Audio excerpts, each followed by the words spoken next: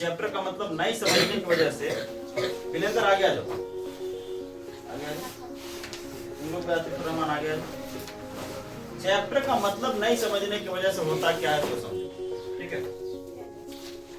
तुम्हें जो चीज बनाना चाहिए वो उसको सही ढंग से बना नहीं पाते, और ये इतना शुद्ध हिंदी में लिखा हुआ रहता है, कई लोगों को समझ में नहीं आता है। डायरेक्ट एक्सरसाइज 3.1 शुरू कर दिए, ठीक है। तो पहले चैप्टर का मतलब समझे।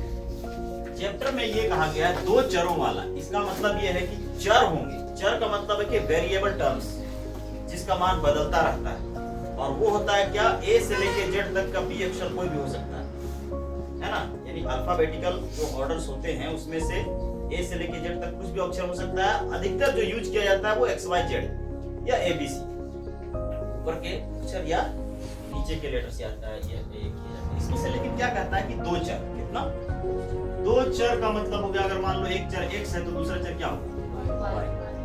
अब वाला रैखिक समीकरण, तो दो चर का मतलब समझ गए। रैखिक समीकरण का मतलब जो है, हम जब पढ़ा रहे थे बहुपद, तो उस दिन हम बताए थे कि बहुपद का मतलब क्या आता है। बहुपद क्या प्रकार के होते हैं, एक होता है रैखिक बहुपद, एक होता है द्विघात बहुपद, एक होता है त्रिघात बहुपद। तो रैखिक बहुपद का मतलब क्या होगा, ऐसा बहुपद जिसमें किसी भी प्रकार का कोई घात नहीं होगा, यानी कोई भी प्रकार का पावर नहीं होगा, सीधा सीधा सिंपल होगा, उसको क्या बोलेंगे, रैखिक। जैसे कि मान लो अगर लिखा हुआ है x + y बराबर 3, या मान लो लिखा हुआ है 2x - y + 5 = 0, सपोज दैट ऐसा लिखा हुआ, तो इसमें कहीं पर तुमको पावर दिख रहा है क्या?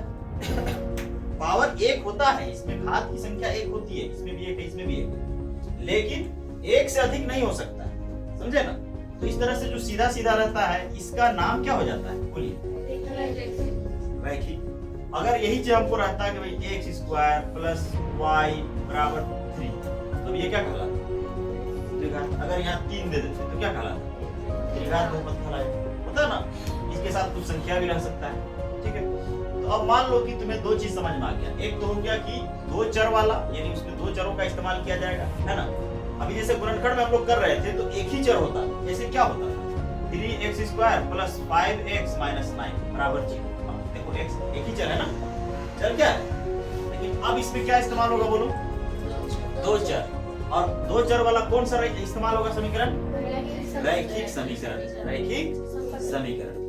देखो, ठीक है। अब रैखिक बहुपद और रैखिक समीकरण कहने में थोड़ा सा फर्क होता है, ठीक है। कई लोग इस अंतर को भी नहीं जानते। तो रैखिक बहुपद का मतलब क्या हुआ और रैखिक समीकरण का मतलब क्या हुआ, ये हम समझा देते हैं। कई लोग इसको पता, दोनों को एक ही समझते हैं। रैखिक बहुपद कहने का मतलब ये हुआ कि अगर हम लिख देते हैं 2x + 3y - 5, तो अब ये हो गया रैखिक बहुपद।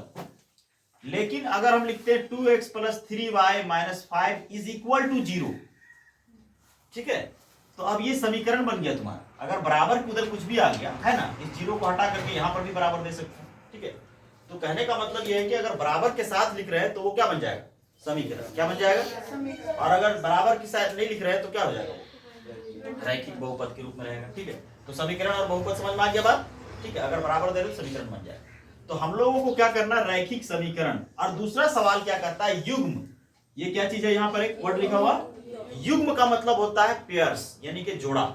समझ गए कि नहीं समझ, यानी समीकरण तो होगा लेकिन दो समीकरण होंगे, चर भी दो होगा, रैखिक होगा और दो ठो होगा। समझ गए कि नहीं समझ। जैसे अभी हम लिखते हैं 4x + 5y = 7। अब बताओ, क्या ये दो चरों वाला रैखिक समीकरण है? लेकिन क्या ये युग्म है? युग्म नहीं है। युग्म कब बनेगा, जब हम मान लो ऐसे लिख देते हैं 3x - 9y = -7, सपोज दैट। अब ये क्या बन गया, युग्म। क्या बन गया, इसमें रैखिक समीकरणों के दो समीकरण आपस में आ गए तो एक युग्म बन गया। समझ में आ गई बात। तो अब कहने का मतलब यह है कि आपको ये बात स्पष्ट हो गई, चैप्टर का नाम मालूम चल गया कि दो चरों वाला रैखिक समीकरण किसे कहते, दो चरों वाला रैखिक समीकरण युग्म, पता चल गया।